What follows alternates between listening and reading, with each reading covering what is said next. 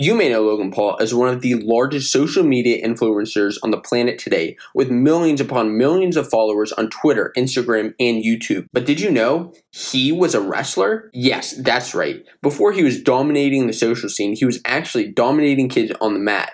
And in this video, I'm going to tell you about one very well-known college wrestler who Logan wrestled in high school. Now, Logan Paul attended Westlake High School in Ohio and competed in the Division I level in wrestling and football. As he admits, he was a savage at both. Oh, and let's not forget that he also had a 4.7 GPA, so he was an animal in the classroom too. In football, he was a starting running back and linebacker who had 92 tackles, 62 solos, 1,400 yards, and 18 touchdowns in the Southwestern Conference.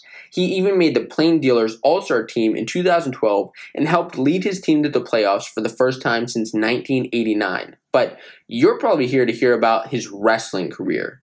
Randy Orton in a place we've never seen him before. Watch out, watch out, watch out, watch out, oh my God! Paul wrestled for the Westlake Demons with his brother Jake Paul, who you can see in this video sending Logan off to the state tournament.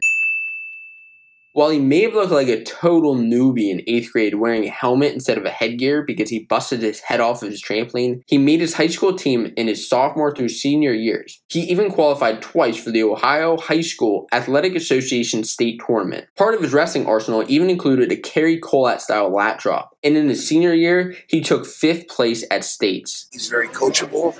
He's a leader.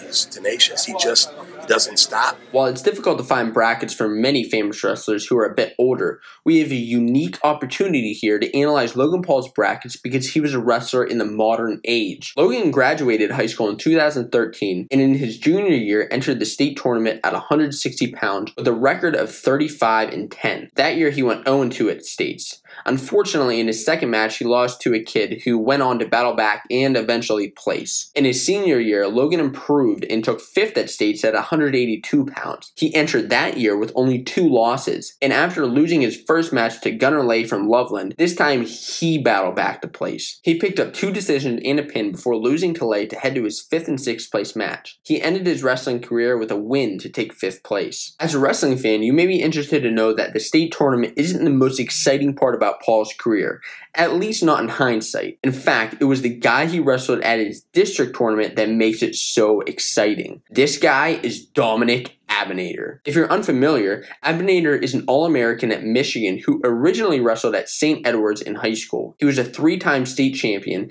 and even won Paul's bracket in his senior year. And Logan Paul actually competed against him. Now, Paul recounts his whole experience wrestling Abinator, or as he calls him, the Machine Abinator, in this absolutely hilarious video, which you can find here. I recommend that you check it out. But the gist of it is this: Paul was supposed to wrestle Abinator at this section tournament, but forfeited due to a tweaked knee. At districts, he couldn't run and faced him in the finals. After being down 7-2 and lat dropping him, Abinator eventually threw Paul and pinned him. The funny thing is, Abinator tweeted out this photo of Logan Paul a few years later once he became famous. Paul considers this one of the most embarrassing moments of his life, mostly because it was on the front page of his newspaper the next day. After high school, Paul's wrestling career didn't stop. It carried on, albeit in an unconventional way. At the University of Ohio, he started a Vine career and made 6-second video skits, including the very popular Supermarket Wrestler, in which he'd jump out on a customer at the grocery store in a singlet and challenge them to a match. Let's go!